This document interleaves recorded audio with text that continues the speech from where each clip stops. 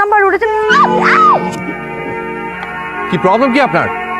আর তো আমার গাড়ি নিচে পড়তেন আপনি আপনি গাড়ি নিচে পড়তেন, আমি ঝামেলায় পড়তাম। সরি ভাই, আমি একটু তাড়াহুড়োর মধ্যে ছিলাম। সরি শুনে আমি কি করব? এখন একটা অ্যাক্সিডেন্ট হলে কি হতো? সময় থেকে তো জীবনের মূল্য অনেক বেশি নাকি? কোন দিকে তাকায় হাঁটেন, আশ্চর্য। এরপর সতর্কভাবে চলাফেরা করবেন, কাইন্ডলি মনে থাকবে? হা করে তাকিয়ে আছেন, মনে থাকবে? জি জি জি। কান সাবধানে যান। কেন যে মাথা ঠান্ডা রাখতে পারি না? এই মোবাইল নিয়ে টেপাটেপি ছাড়া আর কি আছে আমার, বল? Sorry sorry sorry. আপনি আপনি এখানে কি করছেন? ও তো আমার নতুন অ্যাটেন্ডেন্ট, তুই চিনিস নাকি ওকে? না চিনি, মানে নিচে গাড়ির সামনে পড়তে গেছিল। আপনি তো মনে হচ্ছে রিস্কি। এই যে শুনুন, যেমন আপনি তো দাদির টেক কেয়ার করছেন মনে হয়। হ্যান্ডেল উইথ কেয়ার, ওকে? খুব যত্ন নিয়ে, আদর করে করে। জি স্যার। আপনি স্যার ডাকছেন কেন? আমি কি আপনার স্যার নাকি? আচ্ছা আচ্ছা, এই তুমি ওর চেয়ে বয়সে ছোট তো, ভাইয়া ডেক। আচ্ছা দাদি। একটু কেয়ারফুলি। আচ্ছা, তোমাদের প্ল্যানটা কি বলো তো? 1.5 মাস পরে তোমাদের বিয়ে, তোমাদের এঙ্গেজমেন্ট কোথায় করতে চাও, রিসেপশন কোথায় করতে চাও, তোমাদের প্ল্যানটা কি আমাদেরকে তো জানাবা। I don't have any plan. Trust me, আমার কোনো প্ল্যান নেই। আমার মাথায় তো সারাক্ষণ এটাই ঘুরছে, কানাডার বাইরের সাথে আমাদের কি কথা হয়েছে। Same here. তোমরা ওয়েডিং নিয়ে ভাববে, আর কিছু না, নাথিং এলস। একটা সেকেন্ড। হ্যাঁ দাদি, ও আমি আসছি। ও দাদি কল করে নিচে যেতে বলছে। আমি হ্যাঁ দাদি। কি রাত হয়ে গেছে তো, মেয়েটাকে একটু পৌঁছে দে। আসেন, আমি আপনাকে পৌঁছে দিব। না না, আমি একা যেতে। মুখে মুখে আমার সাথে তর্ক করে না তখন যাও তো, যাও তো লক্ষ্মী, আসেন। যাও। কি করছেন? আমার পিঠে কি 100 হাত দূরত্ব বজায় রাখুন লেখা আছে? তো পড়েই যাবেন, তখন তো আমি ঝামেলায় পড়বো। আপনি আমাকে ফাঁসাতে যাচ্ছেন কেন? আবার ইন্টেনশন কি আপনার? ঠিক মতো বসেন, পড়ে বসেন।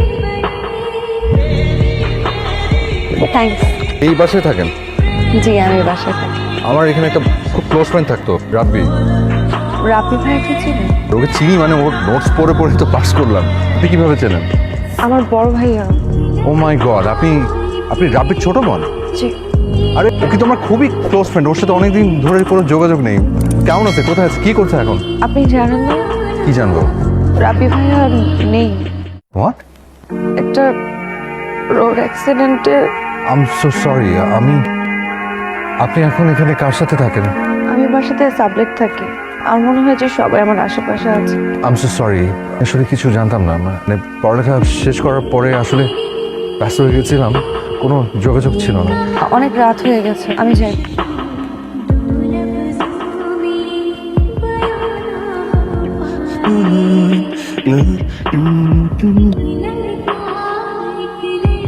তোমাকে হেসে আচ্ছা শোনো, এখানে হচ্ছে সমস্ত বাজেটগুলো আছে। হ্যাঁ, ওই যে নিহাত নিহাত হ্যাঁ, ও হ্যাঁ, তারটাতে এক্সিকিউশন ঝামেলা আছে আমার মনে হচ্ছে। নিহাত, এখন আমরা বাজেটিং নিয়ে কথা বলছি। ও হ্যাঁ, তাই। হ্যাঁ, কি হয়েছে? দেখো ভাইয়া, দাদি আপনাকে ডাকছে। দাদিকে কি বলেছে আসছি? কোনো সমস্যা? মাথা ছিঁড়ে যাচ্ছে। কি বলেন? আমি আপনার জন্য এখন ওষুধ নিয়ে আসছি। না না, ওষুধ না দেন, আর লাগবে না। না না না, অবশ্যই লাগবে, আর ঠিক হয়ে যাবে, আমি নিয়ে আসছি। হ্যাঁ ফয়জা, না আমার মাথা ধরেছে তো, একটু পরে শুনি এটা। ওকে, থ্যাংক ইউ। রেডি? আমি চলে যেতে পারবো, আপনি রেস্ট নেন। শোনেন, এমনিতে না সারাটা দিন ধরে আজ আমার মাথা ব্যথা, কথা বলেন আমার মাথা ব্যথাটা আরো বাড়ায় না, ঠিক আছে? রাগ উঠলে আমার মাথা ধরে। ওঠেন। তোমাকে দেখে জেনে গেছে, তোমাকে ভালোবেসেছি, তখন এসে কাছে। রেডি আসবি? ওই অফিসে যাবি না? না যাবো, মানে একটু পরে যাই। আচ্ছা শোন, তোর আর ফাইদার বিয়ের পার্টিটা একটা গ্র্যান্ড ওয়েডিং পার্টি, ওটা নিয়ে প্ল্যান কর। তা তো করতেই বলবে। আমাদের বিয়েটা যে কত ইম্পর্টেন্ট তোমার বিজনেসের জন্য সেটা তো আমি জানি।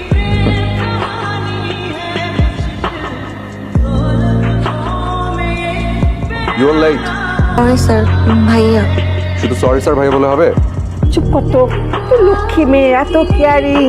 আমার কখন চোখে ড্রপ দিতে হবে, কি করব, না খেতে চাইলে বাচ্চাদের মতো একদম সেই আদর করে করে না, আরেকটু কত লক্ষ্মী মেয়ে। দিন হলে এসছে, আমার থেকেও কেয়ারিং।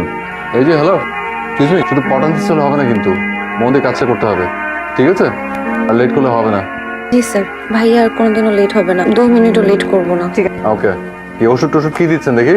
কিরে বিয়ে তো, কিন্তু মাথা ব্যথাটা মনে হচ্ছে আমারই বেশি। আমারও তাই মনে হচ্ছে। শোন, আমি আগামী শুক্রবার তোদের এঙ্গেজমেন্টটা করে ফেলতে চাই। তাই? ও, আর এদিকে আমি একটা ডিসিশন নিয়েছি। আমি এই ডিসিশন নিয়েছি যে এই বিয়েটা আমি করবো না। তুই আমার সাথে ফাজলামি করছিস? না, I am serious, I am damn serious. তুমি কি জানো এই বিয়েটা নিয়ে কেন আমি সিরিয়াস? ফায়দার বাবা রহমান সাহেবের সঙ্গে একটা বিজনেস ডিল হয়েছে। তার সাথে সাথে তুমি আমার জীবনটা নিয়ে ডিল করে ফেলো। বাবা, কেন ভুলে যাচ্ছ? This is my life. আমি তোমার বিজনেস না কিন্তু বাবা, আই এম ইয়োর সান। ঠিক আছে, এখন না কর, সময় নেই, কিছুদিন পরে করবো, অসুবিধা কি? আমি এই বিয়েটা কোনো দিনই করবো না। আর আমি কাকে বিয়ে করবো আমি সেটা মোটামুটি ঠিক করে ফেলেছি। তাকে? ফারিয়াকে। ওই নার্স মেয়েটা? ও একটা ভালো ফ্যামিলির মেয়ে, ওর বন্ধুর ছোট বোন। আমি ওদের ফ্যামিলিকে ভালো করেছি। ঠিক আছে, আমি কালকে রহমান সাহেবের সাথে কথা বলবো। মানে আমার এই ডিসিশনে তোমার কোনো প্রবলেম নেই? ও থ্যাংক ইউ। ফারিয়া, জি আঙ্কেল। আমার সঙ্গে একটা জরুরি কথা আছে। জি আঙ্কেল, বলেন। তুমি তো জানো ফাইজার আর নাহিদের বিয়ে প্রায় ঠিক হয়ে আছে। এখন নাহিদ তো তোমাকে বিয়ে করতে যাচ্ছে। কি বলছেন আঙ্কেল? আমি তো বিয়ের সম্পর্কে কিছু জানি না, আমার সাথে নিহাদ ভাইয়ের বিয়ে নিয়ে কোনো কথা হয়নি কখনো। জানো না? না, আমি তো জানি না। ভালোই হলো, তাহলে তুমি একটা কাজ করো, তুমি আর এই বাড়িতে এসো। আর তোমার জন্য আমি একটা ভালো জব ঠিক করেছি, তুমি কালকে ওখানেই জয়েন করো। আঙ্কেল লাগবে না, আমি আমার মতো একটা জব খুঁজে নিতে পারবো। আমি আসবো না এই বাসায়, আর সমস্যা নেই, আপনি টেনশন করবেন না। আমার জন্য কোনো ঝামেলা হোক আপনাদের ফ্যামিলিতে, আমি তো চাই না। আমি অনেক খুশি হলাম মা, ভালো থেকো। হ্যাঁ,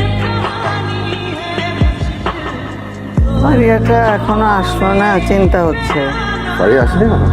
আচ্ছা, তুইও তো একটু সকালে গিয়ে ওকে নিয়ে আসতে পারিস।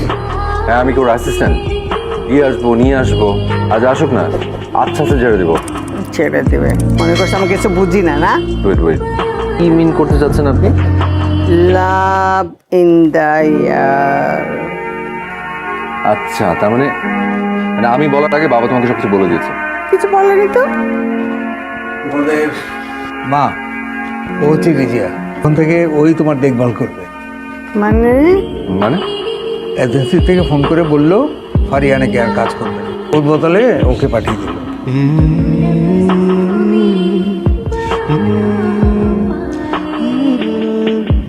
নেহাল, আমি তোমাকে ফোন দিচ্ছিলাম অনেকবার। ফাইজা, তোমার সাথে একটু পরে কথা বলি। আমি জানি তোমার কেন ভালো লাগে। ফাইজা, একটা কথা তোমাকে অনেকবার করেও বলতে পারিনি। আমি আমি আসলে এই বিয়েটা করতে চাই না। আমি জানি, আর তুমি যেটা জানো না সেটা তোমাকে বলার জন্যই এতবার কল দিচ্ছি। কি?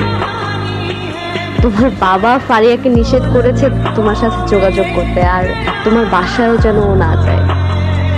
I am extremely sorry, actually তোমাকে কথাগুলো আগেই বলা উচিত ছিল। তোমাকে নিয়ে মানে তোমাকে আমি বিয়ে করব, তোমার সাথে সংসার করব, এই সমস্ত কথা কখনোই আমার মাথায় আসেনি, আমি কখনো ভাবিও নি। ফাইজা, কোথায় যাবেন? ফারিয়াদের বাসায়। সে বাসা ছেড়ে দিয়ে চলে গেছে। বাসা ছেড়ে দিয়ে গেছে? হ্যাঁ,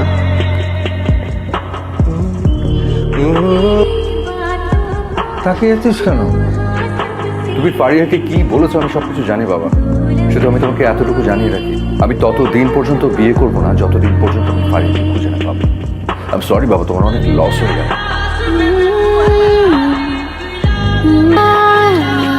এই মুহূর্তে মোবাইল সংযোগ দেওয়া সম্ভব হচ্ছে না, একটু পরে আবার।